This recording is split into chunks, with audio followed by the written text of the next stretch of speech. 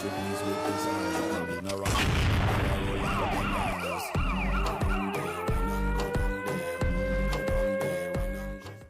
श्री राम, राधे राधे सभी को।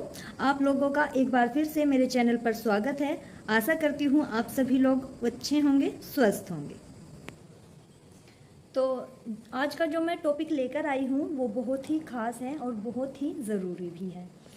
आज का जो टॉपिक है वो हमारे धर्म, संस्कृति और हमारे देश से जुड़ा हुआ है। मैं चाहती हूँ कि आप लोग इस टॉपिक पर मेरा साथ दें और मेरी इस वीडियो को ज़्यादा से ज़्यादा लोगों तक पहुँचाए और मेरी बात को समझें कि मैं कहना क्या चाह रही हूँ, मेरे कहने के भाव को समझिए। तो मैं आज का जो टॉपिक है वो ये है कि कुछ महीने पहले कुछ चीज़ें हो रही थी, तो उस टाइम पर कुछ कमेंट्स आए थे और वो जो कमेंट्स थे वो सभी के सभी इंग्लिश में ही थे। तो मैंने उनका रिप्लाई ज़्यादा लंबा नहीं किया था, सिर्फ 2 लाइन में या 2 वर्ड्स में thanks dear, thanks a lot, thanks for your comment and valuable time, इस तरह की चीज़ें लिखकर मैंने उन्हें रिप्लाई कर दिया था और वो सभी कमेंट्स इंग्लिश में थे। तो कुछ लोगों ने उस चीज़ को भी गलत वे में लिया, बोला गया कि हमें इंग्लिश समझ नहीं आती है इसलिए सिर्फ ये थैंक्स लिख दिया, इसलिए ये लिख दिया या वो लिख दिया। तो मैं सभी को बताना चाहती हूँ, मैं सिर्फ उन लोगों के लिए रिप्लाई नहीं कर रही हूँ जिन लोगों ने मुझे रिप्लाई किया था, मैं ये सभी के लिए बता रही हूँ कि ऐसा नहीं है मुझे इंग्लिश आती नहीं है या मैं बोलना नहीं जानती हूँ या समझना नहीं जानती हूँ। मुझे सब कुछ आता है, इंग्लिश बोलना भी, समझना भी और लिखना भी। लेकिन मैं क्यों नहीं करती हूँ। कुछ कमेंट्स इस तरह के भी थे कि आपको हिंदी बोलनी नहीं आती, हिंदी प्रोनाउंसिंग अच्छे से नहीं आती, और भी बहुत सारी चीज़ें थी। तो मैं सभी से एक चीज़ पूछना चाहती हूँ, अगर मैं हिंदी बोलती हूँ तो क्या गलत है?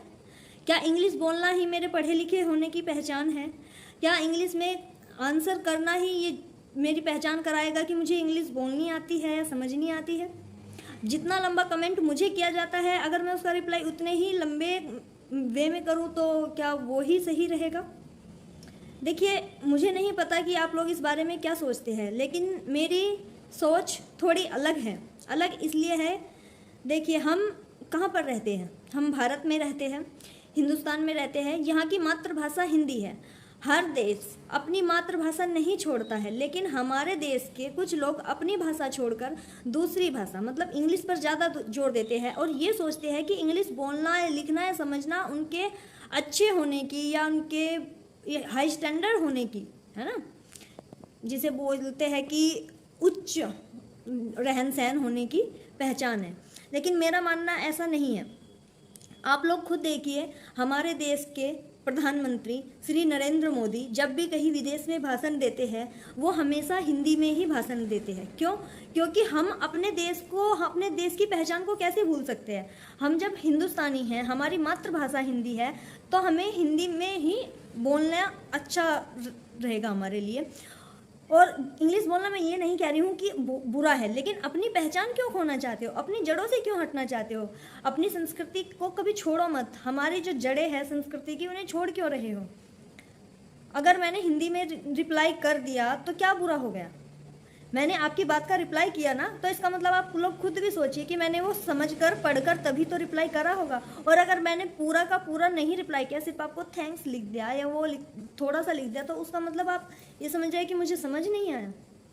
देखिए, मैं अभी भी आप लोगों से ये कह रही हूँ, अगर किसी भी टॉपिक की मेरे चैनल पर मतलब हमारे चैनल पर मुझसे रिलेटेड सवाल करें, मेरे ब्लॉग से रिलेटेड सवाल करें, मेरे काम से रिलेटेड सवाल करें और दूसरी जगह के सवाल ना करें। ऐसा नहीं है कि मैं अपनी बोलचाल में कुछ वर्ड्स जो इंग्लिश के बोल रही हूँ या बोल देती हूँ तो मैं अभी नहीं, ऐसा नहीं है कि हम करते नहीं हैं, हम करते हैं। तो आप लोगों से यही मैं उम्मीद कर रही हूँ कि आप सभी लोग मेरा साथ दें इस चीज़ में।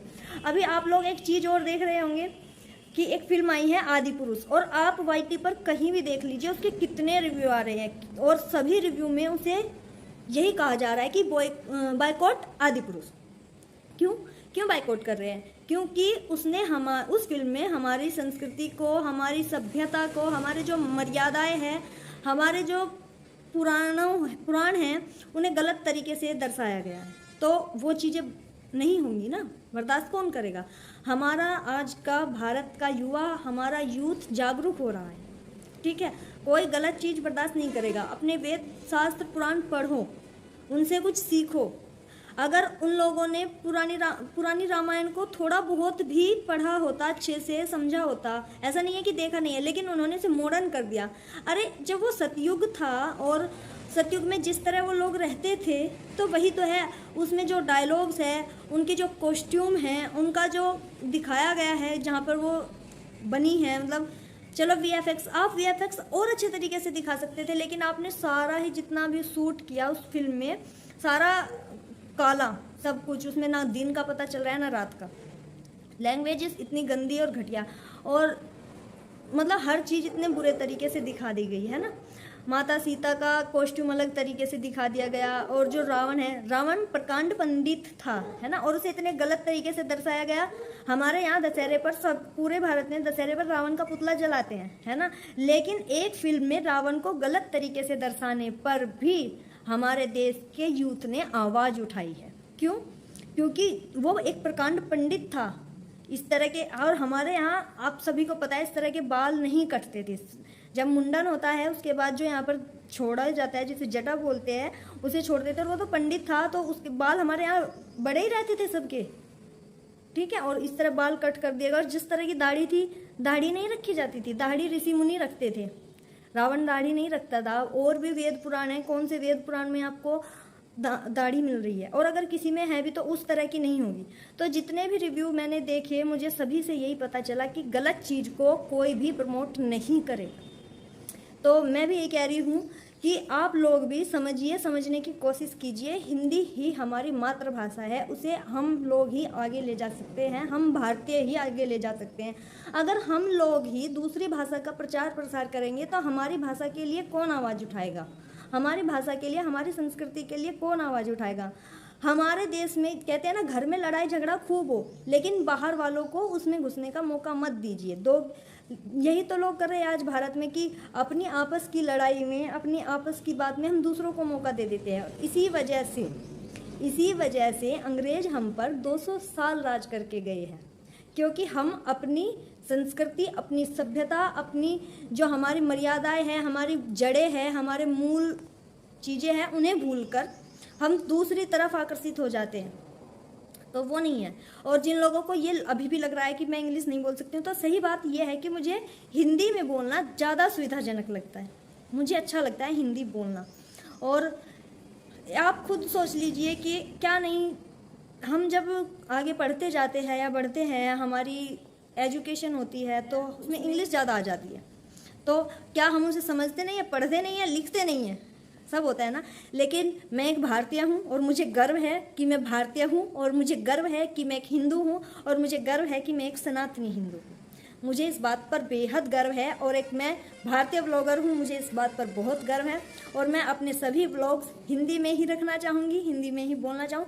हाँ, कुछ वर्ड्स, कुछ चीज़ें मैं इंग्लिश में बोल सकती हूँ, लेकिन इसका अर्थ ये नहीं निकालिएगा कि मैं इंग्लिश में ही अपने आप को बदल दूँगी या अपनी भाषा से अलग हट जाऊँगी, अपने संस्कृति से अलग हट जाऊँगी। ऐसा कभी नहीं होगा और कुछ नहीं होगा। तो आप सभी लोगों से मेरी यही प्रार्थना है, मेरी यही एक रिक्वेस्ट है कि आप सभी लोग मेरा इस चीज़ में साथ दीजिए, और मेरी इस वीडियो को सभी तक पहुंचाइए कि हम अपनी संस्कृति से हटे नहीं, हम अपनी सभ्यता से हटे नहीं, और ज़्यादा से ज़्यादा लोग इन चीज़ों से जुड़े, अपने वेद पुराण शास्त्र पढ़े, अपने आप को पहचाने। थोड़े दिन पहले एक फिल्म आई थी केरला स्टोरी, कम से कम उसे देखकर तो कुछ समझिए कि जब तक हमें अपने पुराणों का, वेद शास्त्रों का ज्ञान नहीं होगा, कोई हमें कुछ भी बोल के चला जाएगा, कुछ भी कह देगा, तो क्या होगा। उसी फिल्म का इतना इफेक्ट हुआ कि आज आदि पुरुष को सब बायकॉट बोल रहे हैं, ठीक है। तो प्लीज़ अपनी भाषा को महत्व दीजिए, अपनी भाषा को उच्च स्थान पर ले जाइए, ठीक है। हमारा देश कभी सोने की चिड़िया था, विश्व गुरु था। गुरु बोलते हैं ना, टीचर जो सबको सिखाता है, कभी हमारा देश सबको सिखाता था। और आज हालात ये है कुछ लोगों की वजह से कि हम दूसरों की चीज़ें सीख रहे हैं। दूसरों की सीखो, लेकिन अपनी जड़ों से हटो नहीं, अपनी जड़ों पर रहो, ठीक है। बस इतना ही कहना चाहूँगी इस व्लॉग में। उम्मीद है आपको मेरी बातें पसंद आई होगी, और अगर मेरी किसी बात से, किसी ऐसी वाक्य से किसी की भावनाओं को ठेस पहुँची हो तो उसके लिए मुझे माफ़ कीजिएगा। मिलती हूँ नेक्स्ट व्लॉग में, तब तक के लिए धन्यवाद, शुक्रिया।